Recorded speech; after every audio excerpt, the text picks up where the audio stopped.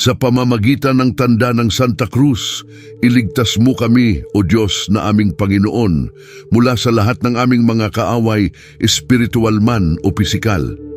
Kami ay nagkakatipon sa ngalan ng Ama, ng Anak, at ng Espiritu Santo. Amen.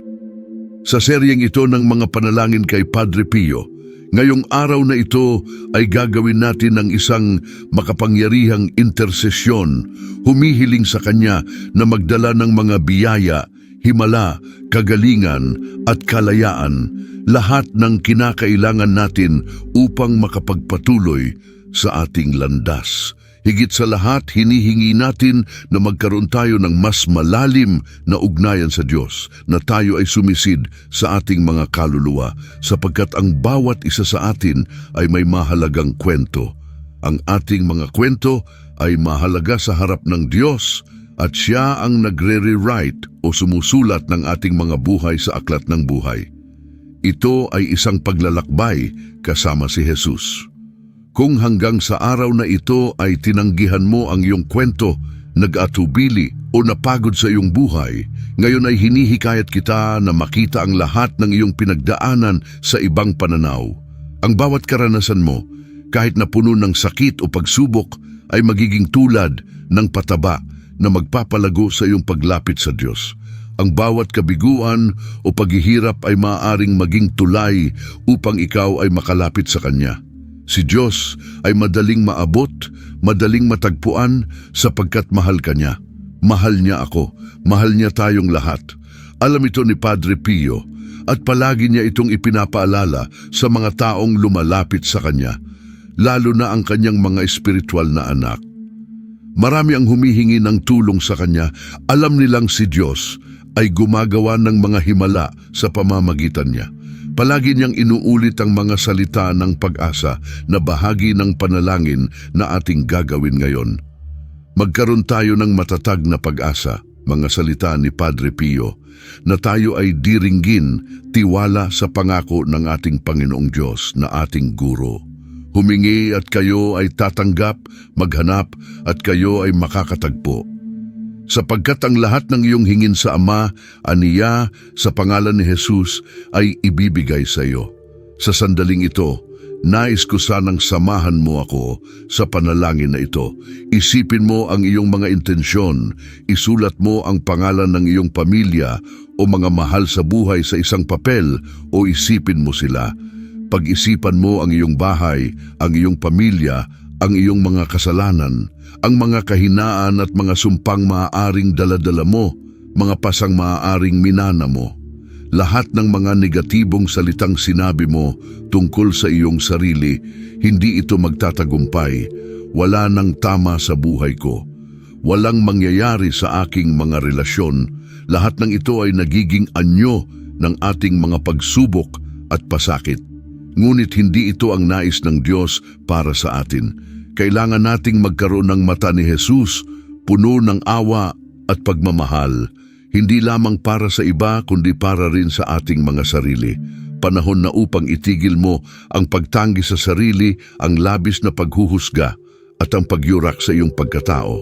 Ikaw at ako ay nilikha sa wangis at larawan ng Diyos na puno ng pag-ibig. Sa oras na ito, inaanyayahan kitang iangat ang iyong mga kamay at ipikit ang iyong mga mata. Bilang mga espiritual na anak ni Padre Pio, kausapin natin siya ngayong araw, nagsusumamo sa kanyang makapangyarihang intersesyon. Sabihin mo sa kanya, nandito ako ngayon upang hilingin ang iyong tulong sa lahat ng bagay na nasa puso ko, sa lahat ng aking pinagdadaanan at sa lahat ng aking pangangailangan. Ang mga laban ko, ang mga sakit na pinapasan ko, ito man ay pisikal, emosyonal o espiritual, lahat ng ito ay inaalay ko sa iyo, mahal kong espiritual na Ama. Kung ikaw ay may karamdaman sa katawan, sa kaluluwa o sa diwa, ialay mo rin ito. Sa oras na ito, nais kong hingin sa iyo na ipunin ang lahat ng aming mga kahilingan at dalhin ang mga ito kay Jesus upang mangyari ang mga himala, upang mabuwag ang mga hadlang na humaharang sa aming buhay at upang ang lahat ng kasamaan ay mapalayas para sa ganap na tagumpay ng Diyos sa aking buhay at sa buhay ng aking pamilya. Sa sandaling ito, kami ay humihiling ng iyong intersesyon, Mahal na Santo Padre Pio ng Pietrelcina. Ikaw na nagsabi sa amin na magtiwala at magkaroon ng matibay na pag-asa sapagkat tayo ay pakikinggan. Kami ay umaasa sa pangako ng Diyos, sa mga salita ni Jesus. Humingi kayo at kayo ay tatanggap, maghanap kayo at kayo ay makakatagpo. Ngayon, hinihingi ko ang lahat ng bagay na kailangan ko. Ang mga bagay na sa aking tingin ay imposible. Ang mga bagay na umaalis sa akin ng kapayapaan. Mga bagay na nagbibigay ng takot at kaba. Ang mga ito na bumabagabag sa aking puso at nag-aalis ng aking kapayapaan. Inaalay ko ang lahat ng ito sa iyo. Mahal kong espiritual na Ama, Padre Pio. Lahat ng aking mga alalahanin, lahat ng mga suliranin ng aking pamilya, ng aking tahanan, ng aking trabaho at lahat ng aspeto ng aking buhay, ipinapaubaya ko sa iyo ngayon. Nananampalataya ako na ikaw ay nakikinig at naniniwala ako na isang himala ang magaganap. Hinihiling ko rin ang iyong basbas, mahal na Padre Pio, para sa bawat bahagi ng aking buhay. Nagtitiwala ako, ngunit dagdagan mo pa ang aking pananampalataya. Sundin mo ang panalangin na ito kasama ko. Ama namin, sumasalangit ka, sambahin ang ngalan mo.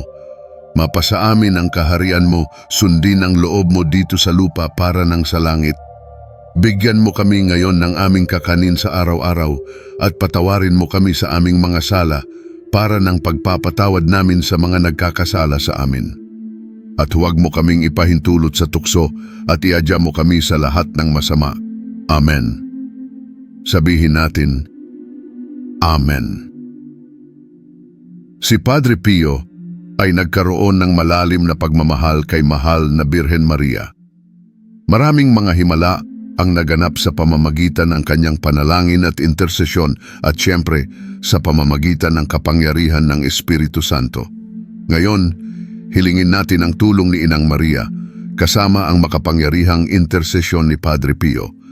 Iniaalay namin ang panalangin na ito tulad ng isang rosas ng pagmamahal at panalangin para sa Kanya. Sambitin mo ang Ave Maria, Aba Ginoong Maria, napupuno ka ng grasya, ang Panginoon ay sumasa iyo. Bukod kang pinagpala sa babaeng lahat at pinagpala naman ang iyong anak na si Jesus. Santa Maria, Ina ng Diyos, ipanalangin mo kaming makasalanan ngayon at kung kami mamamatay. Amen. Papuri sa Ama, sa Anak at sa Espiritu Santo, kapara noong una, ngayon at magpakailanman. Amen. Itaas mo ngayon ang iyong mga kamay upang tanggapin ang basbas ng kalayaan at kagalingan. Sabihin mo kasama ko, Mahal na espiritual na Ama, Padre Pio, ipatong mo ang iyong mga banal at mapagmahal na kamay sa akin, sa aking pamilya, sa aking tahanan, at lalo na sa aking bokasyon at misyon sa buhay. Hilingin mo kay Jesus na ipadala ang kanyang kagalingan at himala sa mga lugar kung saan pinakanangangailangan sa aking buhay. Hilingin mo ang mga ito sa iyong sariling mga salita para sa iyong kalusugan, trabaho o anuman ang mabigat sa iyong puso. Mahal na Padre Pio, ipatong mo ang iyong mga kamay sa amin ngayon. Naniniwala ako na maririnig mo ang aming mga panalangin at alam kong ikaw ay naririto upang gabayan kami.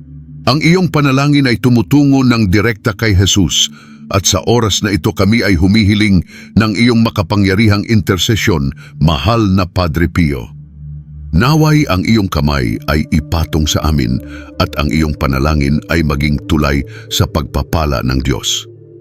Sa sandaling ito, kami ay humihiling ng iyong intersesyon sa pamamagitan ng mahal na Birheng Maria, ang Imakulada, at sa tulong ng lahat ng mga banal, mga anghel at mga arkanghel ng langit. Hiniling namin sa Panginoong Diyos na makapangyarihan sa lahat na ipagkaloob ang biyaya ng kagalingan at ang himalang kailangan natin.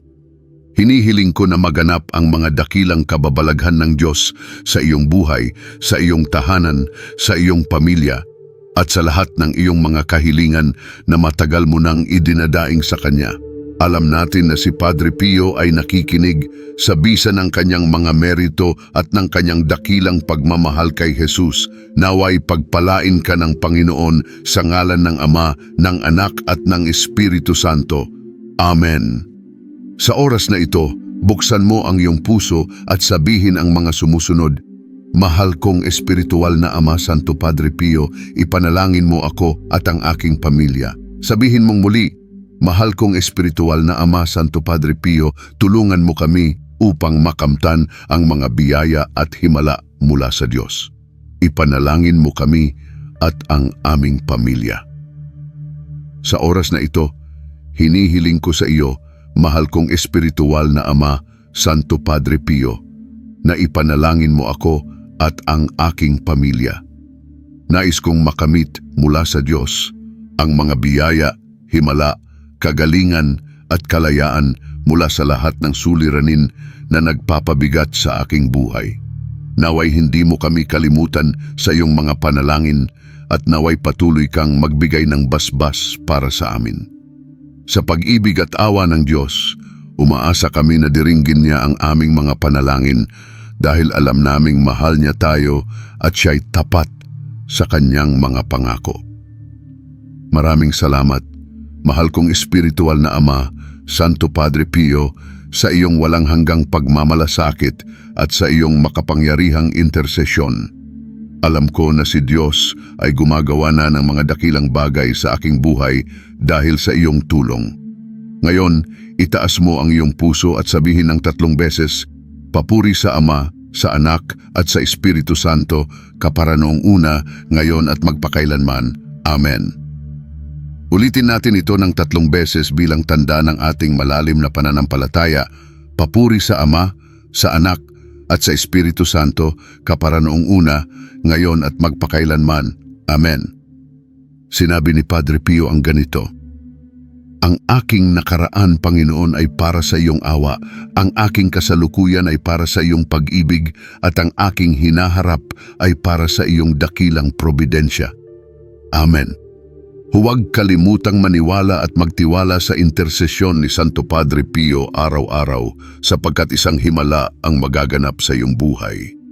Si Padre Pio ay isang dakilang tagapamagitan noong siya ay narito pa sa mundo, ngunit ngayon na siya ay nasa kalangitan, higit pang mas dakilang mga himala ang kanyang ipinagkakaloob sa mga nananampalataya. Kaya't huwag kang panghinaan ng loob. Ituon mo ang iyong mga mata sa itaas, manalig ka at humingi ng matibay na tulong mula kay Santo Padre Pio at makikita mo ang pagbabago sa iyong buhay. Amen.